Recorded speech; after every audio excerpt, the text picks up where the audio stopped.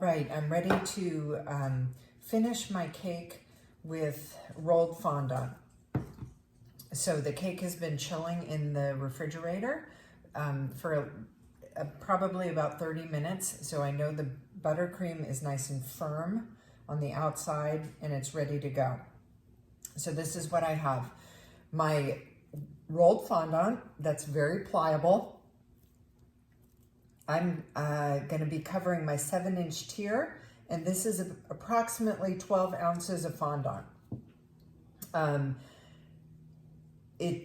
I think this is going to be enough to cover it. I recommend if you're new working with fondant, go with a little extra because you can always trim it or cut it off. I have my fondant, powdered sugar for dusting, offset spatula so that I can move my sheet of fondant as I roll it out. If you have a rolling cutter, you can use that, but if not, you can just use a knife, rolling pin, and I also have a tape measure to keep track of the size of the fondant. So I'm covering a 7-inch tier that's approximately 3 inches tall. So the diameter of the circle of sheet of fondant that I roll out is going to need to be 7 inches to cover the top, 3 inches down one side and 3 inches down the other side. So 13 inches in total for the diameter of a circle. I'm going to go a little bit beyond that, so about 14 inches. Then I'll know I have my entire cake covered. Okay, so you do want to calculate how large of a piece of fondant you're going to need before you start rolling. First thing I'm going to do is dust my very, very clean work surface. Okay, you want to make sure everything's clean so you don't blemish your white fondant. And I'm going to dust on top. Okay, then using the palms of my hands, just give it a head start. Flatten this out a little bit so I have a little bit less rolling to do. Keep dusting. If you see anything discoloring your fondant, get it off right away. And I'm gonna try to, as best I can, keep the fondant in a circle because that's the shape I want when I'm done rolling.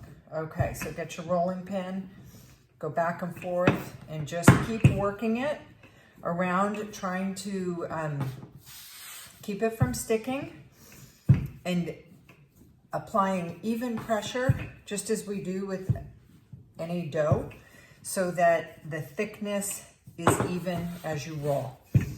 Just keep working it around, and like I said, I am going for a 14-inch diameter circle. Okay, I'm just about there. I have a very smooth, sort of round, large piece of fondant that's large enough to cover my 7-inch tier. If it's gently lifted up, if you have any parts that are sticking. Okay, and then you can get your cake out of the cooler and get it ready to cover. Cake, I just put it on the work surface. I don't do it on the turntable. Gently lift up, get your arms under your sheet so you can support it, and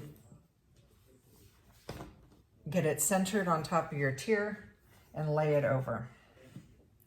Okay, there is a tool that's used for smoothing so you don't have to use your hands. I don't have one at home, so I'm just using my hands for this. And you can just gently use the palms of your hands. You want to make sure there's no air bubbles under the top so you have a smooth surface. And then I want to take the palms of my hands and go around the edge. And you're going to start at the top of the cake and work your way down. As you go around, You're gently going to smooth out the wrinkles of the fondant and gently pressing the fondant with your hand or your smoothing tool so that you're releasing all the air and you don't have any air bubbles stuck up above as you continue to go around.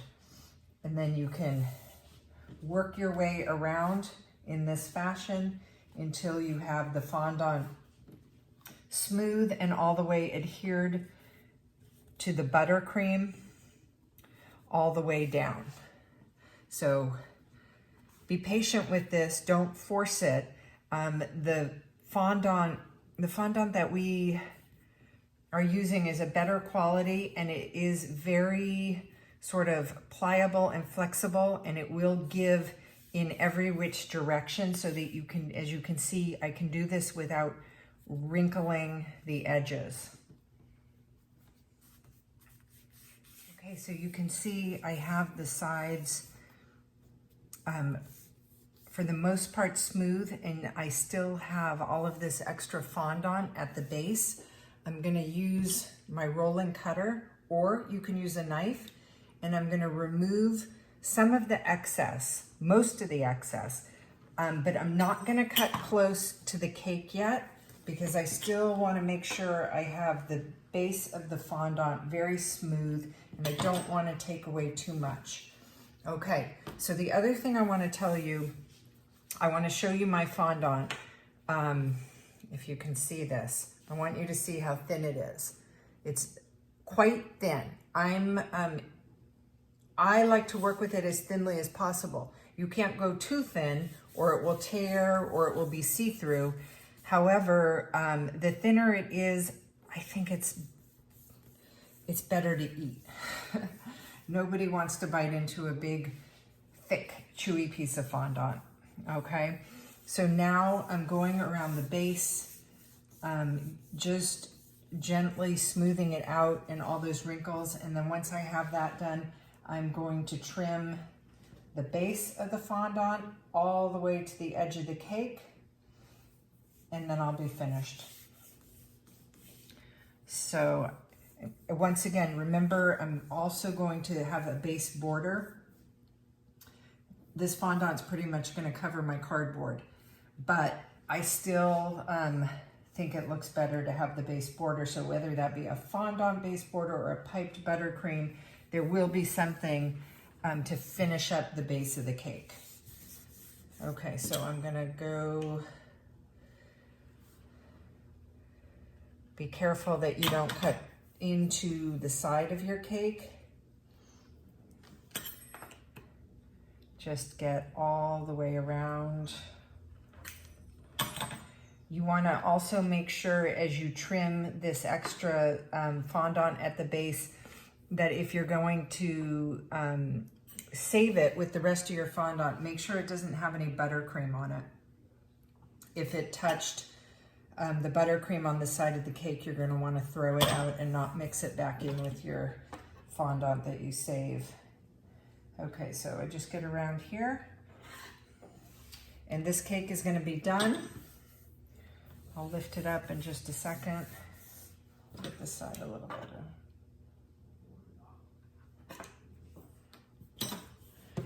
You can use your offset.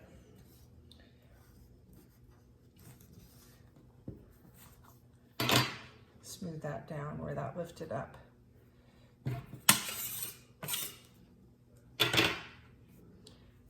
Once it's off the table, you can go around with your hand at the bottom too. And there's your tier covered in fondant.